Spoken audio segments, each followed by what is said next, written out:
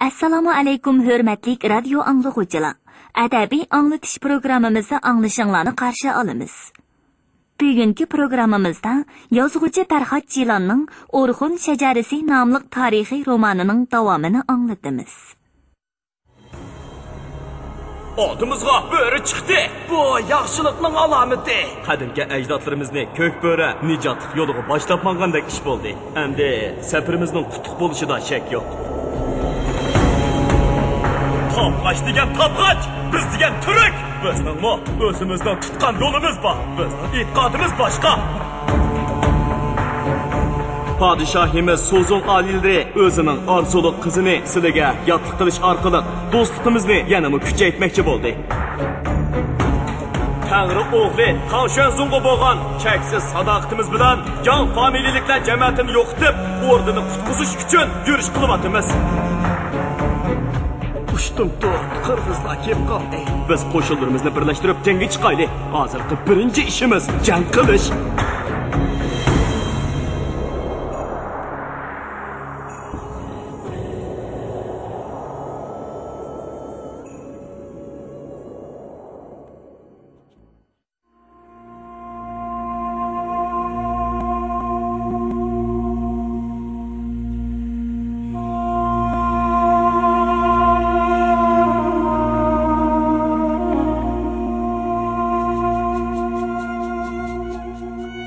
Tangri, yaroq, kuchlik, bilga. Qutlug' bo'lg'aysiz, ey Tangrining aziz bandisi. Mani ruhi qalbingizni yo'ritdi. Hozirga qadar mani xayla ichidan hukmronlar chiqib boqmagan edi. Siz mani xaylaning tunji hukmdori bo'lib qoldingiz. Shunga biz sizni shu bugungi kundan e'tiboran Tangrixon deb ataymiz. Xo'p, hurmatli bosh ruhoniy. Endi sizga bir iltimosim bor. Iltimosingizni bayon qilg'aysiz, buyuk Tangrixon. Puhralarimga mani dinini o'rgatish uchun menga bir necha rohibni qo'shib bergaysiz. Barakalloh, barakalloh. Mana bu rohiblar sizga yordamchi va maslahatchi bo'lsin. Buyuk Tangrixonning xizmatida bo'lishga tayyormiz. Shunda qilib Bögü qolgan Tangrixon degan faxriy nom bilan ulug'lanib, Mani diniga kirgan hisobda bo'ldi. Sadijin sepilining shimoliy, g'arbidagi barliq turkiy xalqlarining oliy hukmdori bo'lib turayotgan bu qolgan Anlushan Shizmin to'polonini bostirishda va Tang sulolasining mavjudligini saqlab qolishda hal qilg'uch rol o'ynagan edi.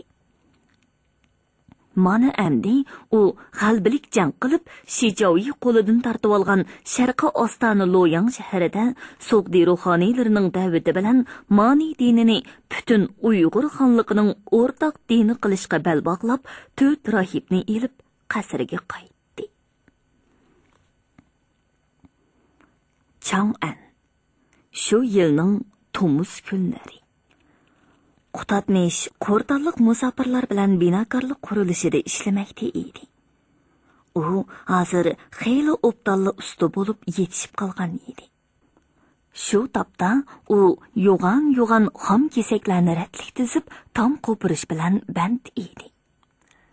Hey, birodar! Qo'rdonliq qizga o'ylanib, mana oxir o'zingmi haqiqiy qo'rdonliq usta bo'lib yetishding. Tomchilik hunarini bilmagan odamni qo'rdonliq tegilib bo'lmaydi. Bu hunarni endi O'rxunliq yurtdoshlarimga o'rgataman. Shu asnoda qurilish o'rnining yenidan o'tib ketayotgan bir topg'ach ularga qiziqib to'xtab qoldi va ikki qo'lini cho'plab salom bergandan keyin kulimsirab turib so'radi. Qarasam, topg'ach emaskansizlar. Uyg'ur so'zlayapsizlar. Sizlar nadin kelgan? Bular Qo'rdondan. Men O'rxundan kelgan. Men o'tgan haftada O'rxundan keldim. Shunga sizlarni ko'rib, salom bergili keldim. O'rxun bo'yiga nemish bilan borgan edingiz? Uyg'urlarning qag'aniga yotliq bo'lgan Tangning qo'nchoy uchun uy imorat saldiq. Demak, sizmi binokor ishkansizda. Shundoq. U yerga biz noitin nurg'un ishlamchilar billa borgan edik. Nurg'un imoratlarni soldik. Atrofiga sepil so'qdik. Shundoq qilib, O'rxon daryosiga yaqin joyda butun bir shahar bino bo'ldi. Uyg'urlar u shaharni Qotun baliq deb atab oldi. Tabg'ach ustalar yayloqqa ishlashga ketdi deb anglagan edik. Lekin butun bir shahar qurilib bitganligini o'ylamabdikanman. Hozir u yerlarda uy silish qizg'inligi ko'tarilib ketdi. Yuqori tabiiy kishilari kegiz uylarni tashlab, kesak uylarga kirishga boshladi. Hozir yana so'g'di ruhoniylari bir necha o'rinda mani ibodatxonalarini siylayotdi. O taraflarda kishilar mani diniga kiryotdi deb angladik. Bu rostmi? Rost. Texi yaqinda bo'gi qolgan loyandan mani rahiblarini ilib O'rxon bo'yiga qaytib keldi. Bu mani dinini butun xalqning rasmiy dini. Barliq puhrolar bundan keyin mani diniga e'tiqod qilish kerak deb jakarlabdi. Tabg'ach yana birdan paranglashib o'ltirgandan keyin o'z yo'liga ketdi. Qutatmishning dil arami buzilgan edi. Uning qo'li ishqa bormadi. Birodarlar, endi yurtimga qaytmasam bo'lmaydi. Men bu yerda binokorlik kasbini o'rganish uchun turib qolgan edim. Tabg'ach va so'g'di ustalardan o'rgandim. Endi yayloqlarda shahar bino qilish qurilishiga qatnashaman. Sizlar-chi? Sizlar men bilan birga ketamsizlar? Ma'qul. Birodar Qutatmish. Bizmi O'rxon yayloqlarini bir ko'rib boqayli. Ular ish o'rnini tabg'ach ishlamchilarga o'tkazib berib, uylariga qaytdi. Endi mani diniga kirasiz? Bu gapni keyin qilishayli. Oldi bilan yayloqqa berib olaylik-chi. Ma'qul. 16-bob.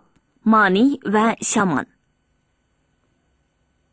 Tiniq ko'k osmondagi oltin quyosh yeshil yayloq ustiga o'zining yorqin nurini sehiylik bilan chechib turardi. O'rxon daryosining shovqinli to'lqinlari mavj urib oqmoqda.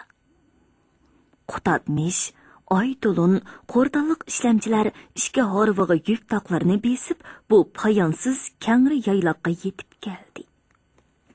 Mana, bu mening yurtim. Nima degan go'zal yayloq. Ko'rdinglarmi? Rost go'zal ekan. Hey, qaranglar, sepil ekan, sepil. Bu qanday gap? Bu yerda hech qanday sepil yo'q edi-ku. Yo'ringlar, berib ko'raylik. Ular otlarning boshlarini burab sepilga yiqinlashdi. Yo'g'an chasi tashlar bilan qo'pirilgan hayvatlik sepilning darvozasidan ikki chavandoz uchisidagi temir savut bilan yonlarga esilgan qilich xanjarlarni sharaqlatib chiqib keldi. To'xtanglar. Sizlar nima odam? Nadin keldinglar? Biz Sadichin sepilning u tarafidan, Chang'an shahridan keldik. Nemish bilan keldinglar? Bu mening yurtim. Men mush yerdan ketgan. Endi yana qaytib keldim. Endi sizlardan so'rab boqay. Bu sepil qachon silingan? 7 yilning oldida men bu yerdan ketganda bundoq sepil yo'q edi. Bu odatlik sepil emas. Bu marhum Bayonchur qog'onning kichik xotini Tangning qo'nchi uchun soldirilgan maxsus qal'a. Shundoq. Shuning uchun bu qal'a Qotun baliq deb atalgan. Shaharga kirsak bo'lamdi. Bo'ladi. Hozir bu yerda nurg'un ishlamchi, hunarvan va savdogarlar makallashyapti. Shaharga kirib ko'rib boqaylik. Ular sepilning temir bilan qoplanib qora sirlangan yo'g'on qo'sh qanotli darvozasidan kirdi. Hey, bu qanday shahar? Yangidan bino qilingan bu qal'a qo'rdonga yoki o'ttiri tuzlandagi shaharlarga o'xshamaydi. U yer bu yerda ko'zga tashlanib turadigan cho'ng kichik savdo do'konlari, chaqqong'ini silingan bir necha uyni hisobga olmaganda alohida qurilishmi yo'q edi. Aksicha, hamma yerda xuddi yayloqtikiga o'xshash chidir va kigiz uylar tikilgan. cho'l o'ridan daraxt yoki to'riklarga bog'lab qo'yilgan ot va tugilar uchraydi. O'ng'il-do'ng'il tor ko'chalardan o'tib bir yerga kelganda Qutatmish etini to'xtatib xitob qildi. Qaranglar, yana sepil bakan. Darvaqa bu o'zgacha shahar ichida yana bir kichik shaharcha bor edi. Bu shaharchimi to'rt tarafdan chosi shaklda sepil bilan qo'rshalgan edi. Bu yerga kirishga bo'lmaydi. Bu yerga nemishqa kirishga bo'lmaydi. Bu qal'ada Tanıngo Qatun o'zining yaqinlari ham cho'ri chakarlari bilan turadi. Qaraganda sizlar yaqin yurtdan kelgandek tursizlar. Qo'nalg'i kerak bo'lsa, tashqi shahardan izdanglar. Bu shaharning Qatun baliq deb atalgani bekor emas ekanda. Tashqi shaharda musofirlar qo'nalg'i qiladigan danglar bor edi. Uzun safarda charchagan Qutatmish qatorliqlar ayni shundoq danglarning biriga kelib to'xtadi. Ular otlarni ig'il qilingan lapas ostiga to'xtatib, o'zlari xomkesak bilan qo'pirilgan ot tig'ini bir ko'rimsiz uyga kirishdi. Dam xo'jayini supiga dasturxon selib, yejir chinilarga choy qo'ydi. Bu shahar shuncha oson tutib chiqibdi, ha? Shundoq. Shahar qurilishiga o'ttiri tuzlandin. Shundoqla Qo'chu, Bashbaliq, Kusan qatorliq joylardan noytin nurg'un ishlamchi ustalar ep kelindi. Ular taraf-tarafdan jiddiy tutish qilib, 2 yil bo'lganda mana mushinchilik bir shaharni qurib chiqishdi. Bu shahar texi bakli kichik, bak oddiy ekan. Shundoq. Lekin hozirmi yana qurilish to'xtab qolmadi. Imkoniyati bo'lgan Alloh kishilar davomli bu yerga kelib, o'zlariga uy silyotadi. Boshqa joylardami shahar qurilishi bo'layotdi. Hozir Böge qolgan ostona qilish uchun ayrim shahar soldirmoqchi bo'lib, ishlamchilarni yig'yotdi. Böge qolgan hozir qayerda? O'rxon daryosining to'van eqinini bo'ylab manganda bu shahardan 3 kunlik yerdagi yayloqda deb angladim. U shahar quriladigan yerni o'zi tanlab, o'zi nazorat qilib o'tibdi. Atigandil yo'lga chiqayli, qolganni topayli. Go'yoki ilohiy dasturxon kabi kang yeyilgan yeshil yayloqda rang-rang yovi gullar echilib ketgan bo'lib, har xil cho'ng kichik kepinaklar uchib qo'nib, bu yerning tabiiy go'zalligiga yana yangicha go'zallik qo'shadi. Shu yayloqning egizrak ko'tarilgan takshi to'piligiga Böge qog'onning qarorgohi qurilgan edi. Qizil ranglik 3 ipak chidir yiroqdala ko'zga tashlanadi. O'ttirdagi chidirning kun chiqishga qaratilgan eshigi oldida oltin ranglik bo'ri beshining shakli tushirilgan ko'k bayroq izg'irin shamolda yenik yalpinadi. Chidirlardan ancha yiroq bo'lmagan yerga gilam silingan bo'lib, ustiga oq shoyi dasturxon tortilgan. Uchsa qizil yepak to'n kiyib, uzun qo'ng'ir chachlari ustidan yeshil tovar yog'liq chigib olgan Böge qog'on to'zg'oq to'ldirib tikilgan yo'g'on takiga jayniki bilan tayinib o'tirgan holda qimiz ishkach kavobga ig'iz tegmakda edi. Qo'y terisidan jilitga kiygan yosh chakar qimiz to'ldirilgan to'rsiqni chalg'itib o'tiradi. Shu asnoda yiroqdan ot tuyoqlarining tevishi anglandi. Chakar shu tarafga nazar tashlab qog'onga ma'lum qildi. Ulug' buyruq, inonchu to'nbaga tarqan keldi. Ulug' buyruq yaqin kelib otdan tushdi. Shu yerda kavobtanga o'tin keslayotgan chakar yugurib kelib, uning etining chulvurini yerga qiqilgan temir qo'ziqqa bog'lab qo'ydi. Oy Tanrida bo'lmish, Böge qog'onga qut bo'lsin. Sizgami qut bo'lsin. Qani, o'ltiring. Ulug' buyruq dodil qadam tashlab kelib gilamga o'ltirdi. Chakar kumush kosiga to'rsiqdan qimiz quyib, uningga sundi. Böge qog'on ulug' buyruqqa qarab qo'yib, o'ng chiqmasdan qimizni o'tladi. U mazkur peshqadam buyruqqa alohida e'tibor bilan qaraydi. Cho'ng kichik ishlarda hamisha uning bilan nasihatlashadi. uni xonliqdagi eng cho'ng donishman deb hisoblaydi. Inanchutun bağa tarqan, ilgiri ko'l belgi qolgan, bayanchur al-atmish belgi qolganga ulug' buyruq bo'lib xizmat qilgan. Mana endi 3-avlod hukmdor bo'gi qolgangimi, yana shu amal bilan xizmat qilmoqda. U Orxun Uyg'ur xalqining tiklanishida alohida ko'zga ko'ringidek to'p qo'shgan. Donoligi, qahramonligi bilan donq chiqargan mashhur zot edi. Shunga u 3 avlod qolganning oldida alohida imtiyozga ega bo'lib, xohlagan vaqtda ular bilan ixtiyoriy ko'rishib, erkin paranglasha oladi. Halbuki, bo'gi qolgan uning ba'zi chaqlardagi takallufsiz erkinligini ancha yoqtirib ketmaydi. Shundaqdimi, qolgan o'zining bundoq noroziligini o'z ichida bilib, sirtida chamburmaydi. Büyük qog'onimga aytadigan so'zim bor. So'zlang ulug' buyruq. Büyük qog'onim, butun yayloq xalqi, jumladan bizmi azaldan shaman yo'lini tutib kelgan. Ota-bobolarimizning muqaddas ruhlari shamanlar orqali bizga madad berib turdi. Bizning vujudimiz ham e'tiqodimiz shamanlarga bog'langan. Ma'ni, Burxon deganlar bizga yot. Ajdodlarimizning pok ruhlari ularni qo'llamaydi. Hozir el ichida ma'ni diniga qarshi turadiganlar nihoyat ko'p. Siz bilan bu haqda bir necha qitim so'zlashdik. Ma'ni dinining afzalliklari ko'p. Bu din odamlarni insofga boshlaydi. Elimizdagi barliq qabila, toifalar bundan keyin ma'ni Burxon aqidalariga amal qilishi shart. Ma'ni ruhi bizning kuchimizga kuch qo'shadi. Bizni texmi yuksaldirdi. Ko'k Tangrining irodasi, shamanlarning ulug'ligi bilan bizmi ham barliq turkiy qabilalarni azaldan tortib, hozirgacha tangdossiz qudratli bo'lib kelyapmiz.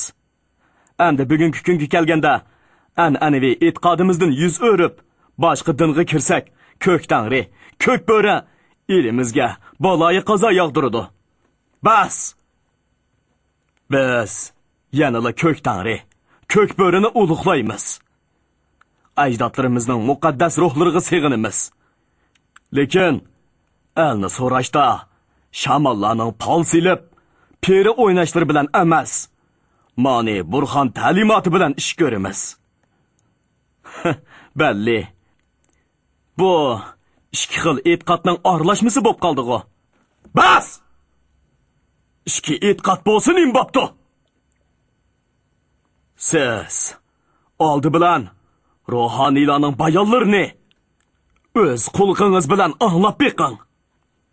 Ular sizga ma'ni nomlarini o'qib bersin. Shundan keyin bu dinning afzalligiga qoyil bo'lasiz. Xo'p. Men qaytay. Ijozat bergaysiz.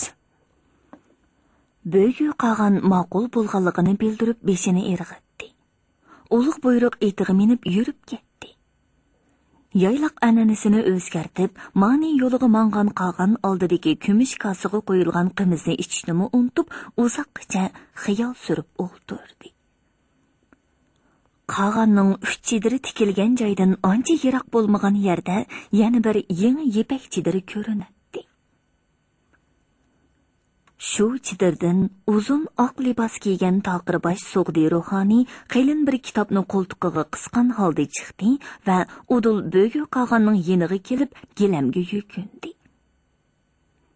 Uning bundoq erkinligidan qog'on bilan doim ko'rishib, o'sishib ketganligini qiyos qilishga bo'ladi. Nom o'qishni boshlaymizmi, buyuk qog'onim? O'qiyli. Avval qimiz iching.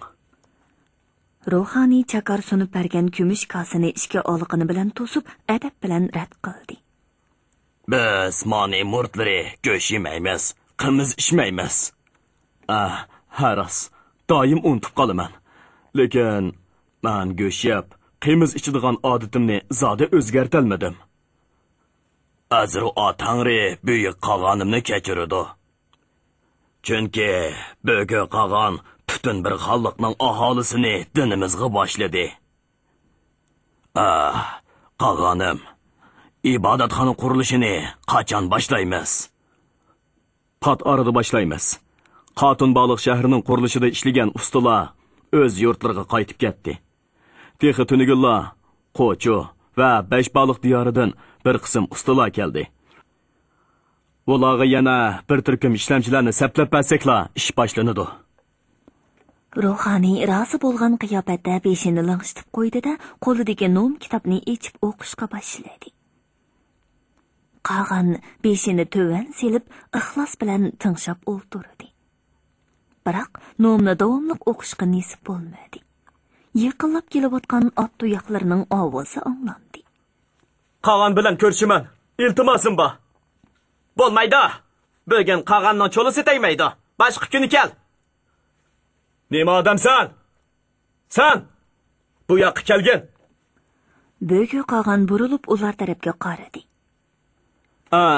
Buyuk Qog'onim, yangidan bir shahar soldirmoqchi deb angladim.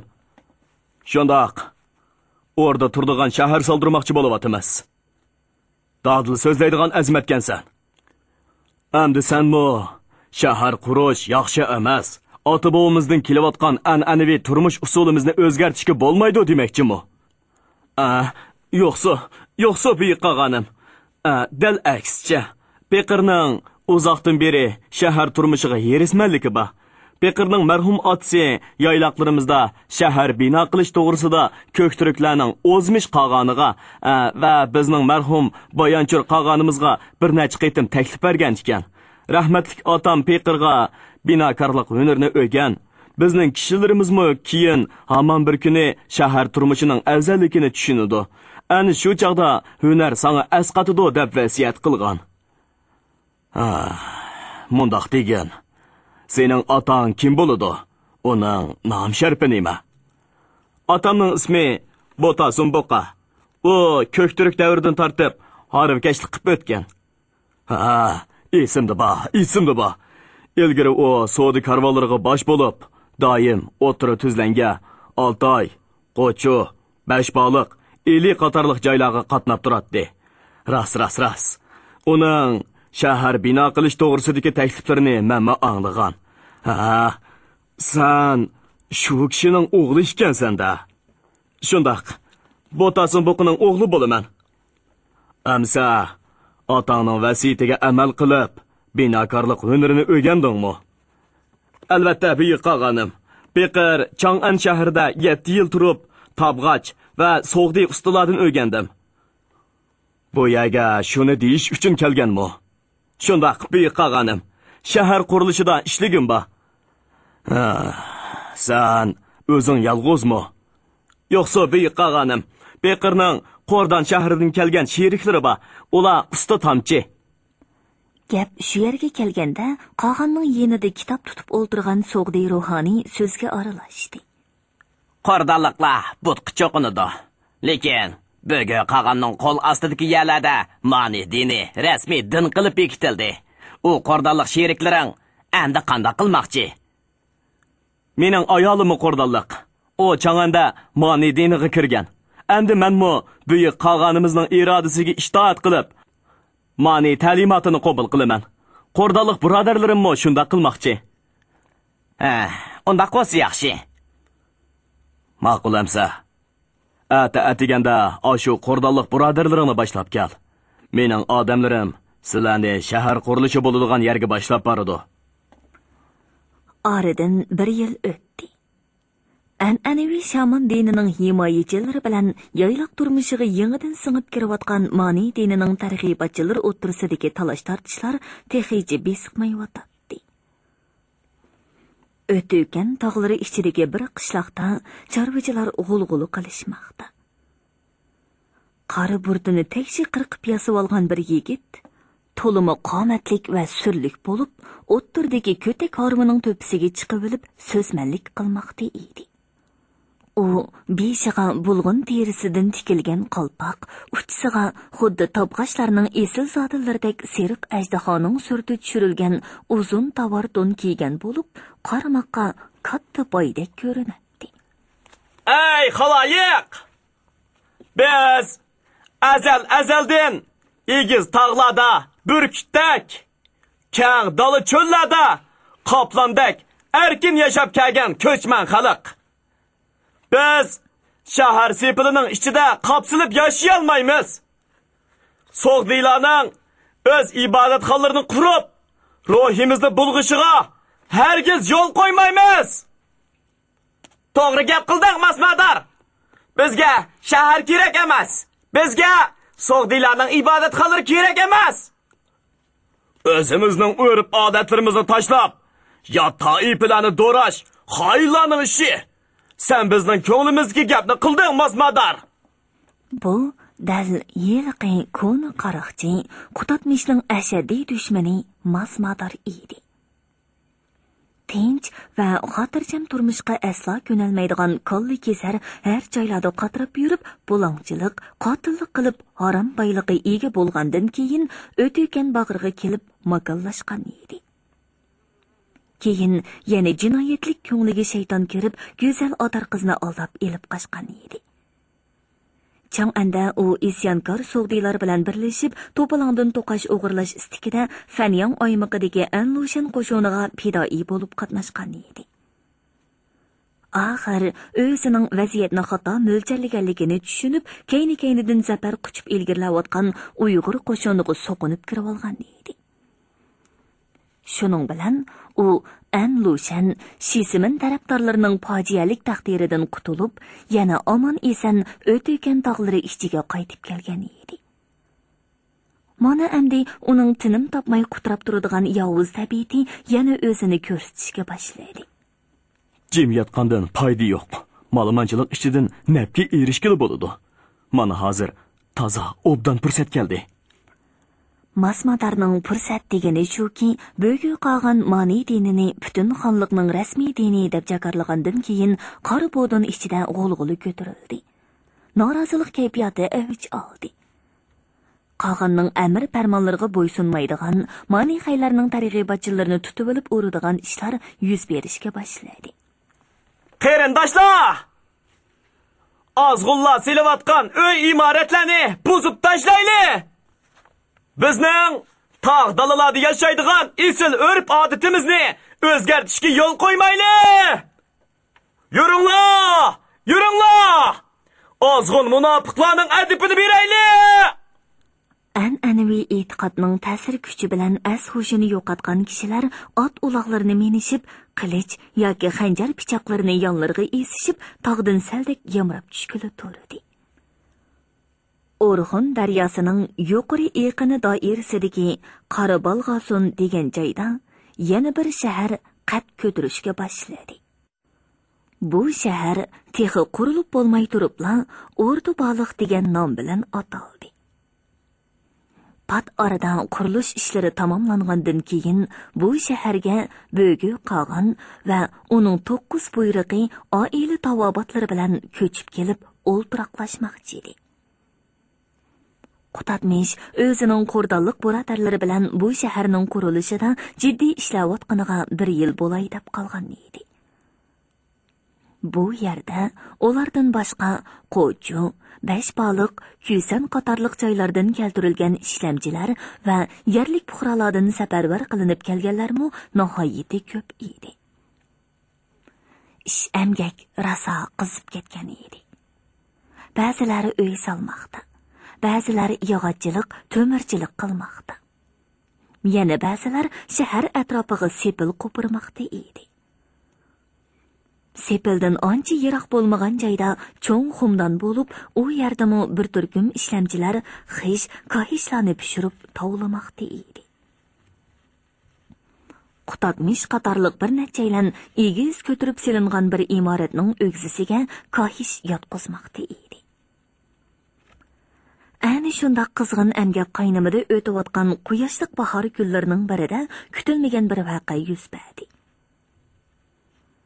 Yiroqdan girimsam ko'rinib turgan tog' tizimlari tarafdan bir to'p chavandoz otlarni chaptirib kelib qoldi. Ular oz degandimi 5-600 cha odam bo'lib, hammasi qilich, nayzalar bilan qurollangan edi. ishlamchilari jiddiylashib qoldi. Bu nima odamlar?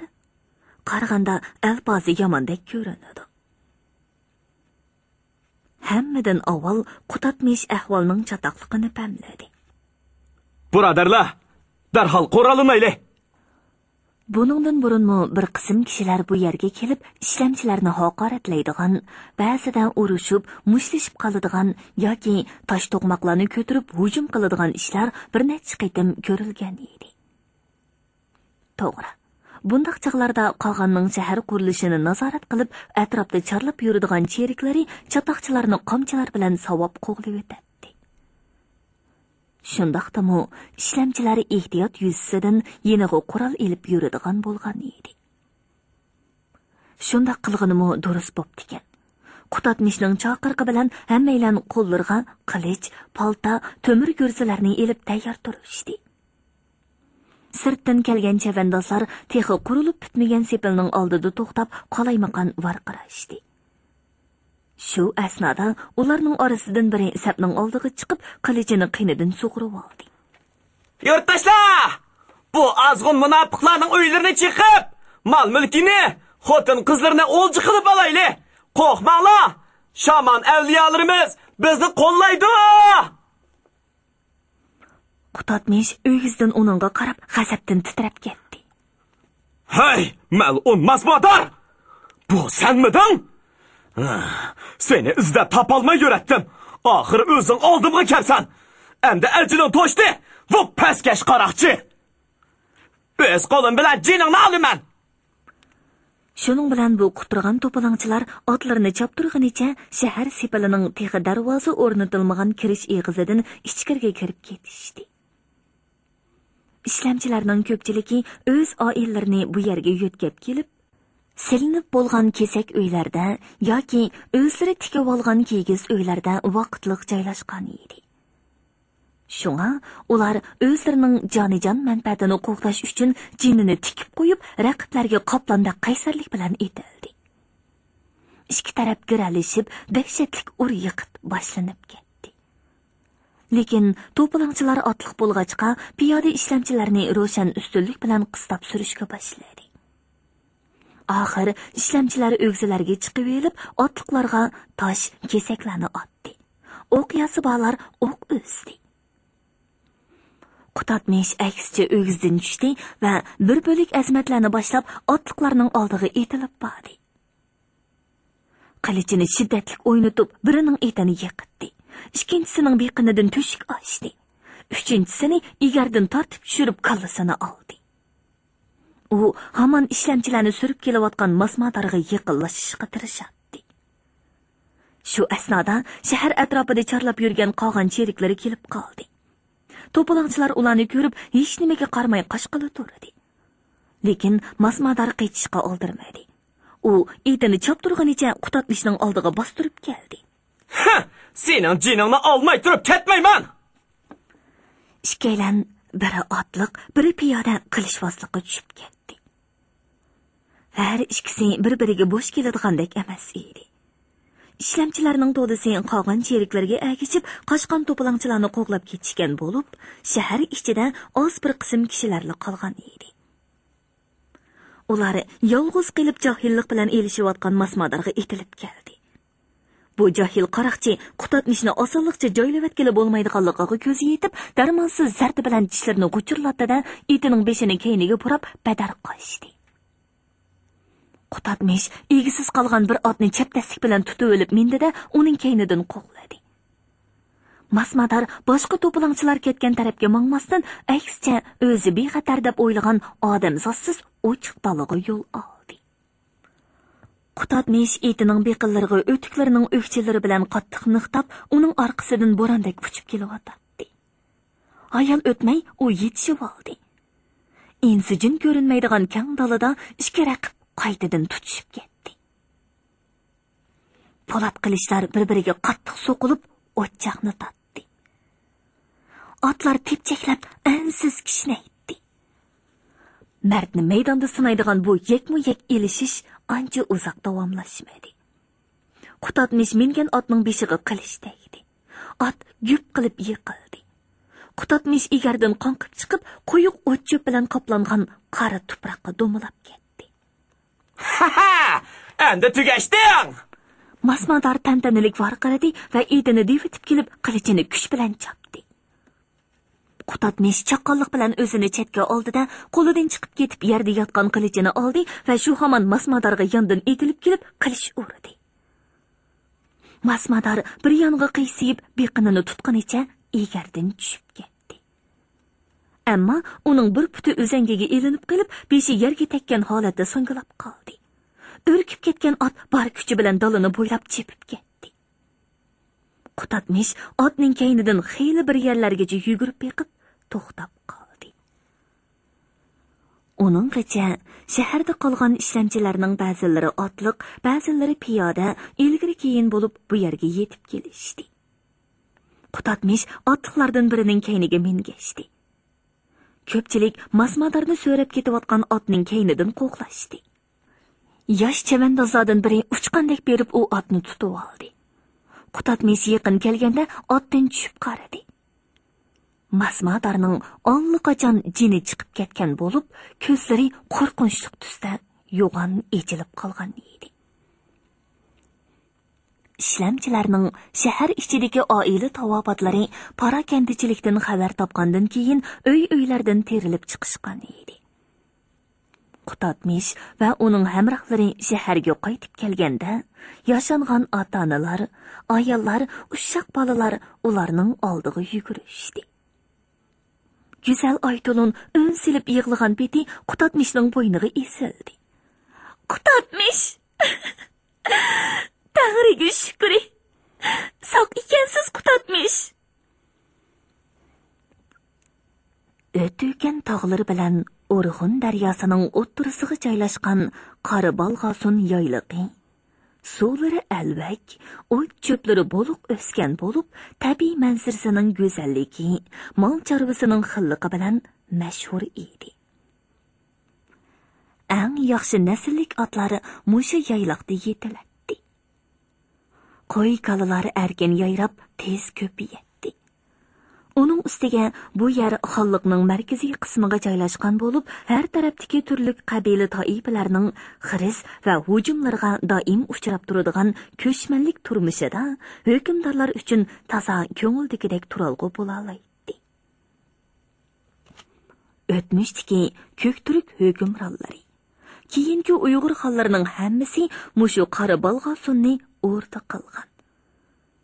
Barliq ko'kturk xonlari Uyg'ur xonlaridan ko'lbelga qolgan bilan uning mirosxo'r o'g'li Bayonjur qolgan bu yerda o'zlarining shohona yepak chidirlarini tikishgan edi.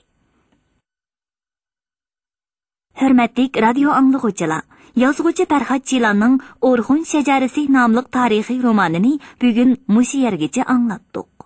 Davomini atidagi programmamizda anglag'aysizlar. Selinga daryosi bo'yida Baybaliq shahri bor. U shaharda asosan boy savdogarlar o'ltiraqlashgan. U Avod savdo shahri. So'g'di va tabg'ach savdogarlari doim shu shaharga qatnab turadi. Ilgari bu yerlarda haqiqatan shahar yo'q edi. Bugun qolgan davrdan boshlab O'rda baliq, Xotun baliq, Baybaliq degan cho'ng shaharlar barliq keldi. Ma'ni nomlarda tirikchanga uvol qilishga bo'lmaydi. Go'sh yeyishga bo'lmaydi deb yozilgan. Kiyik bökerlarni ovlab go'sh yeymiz-ku.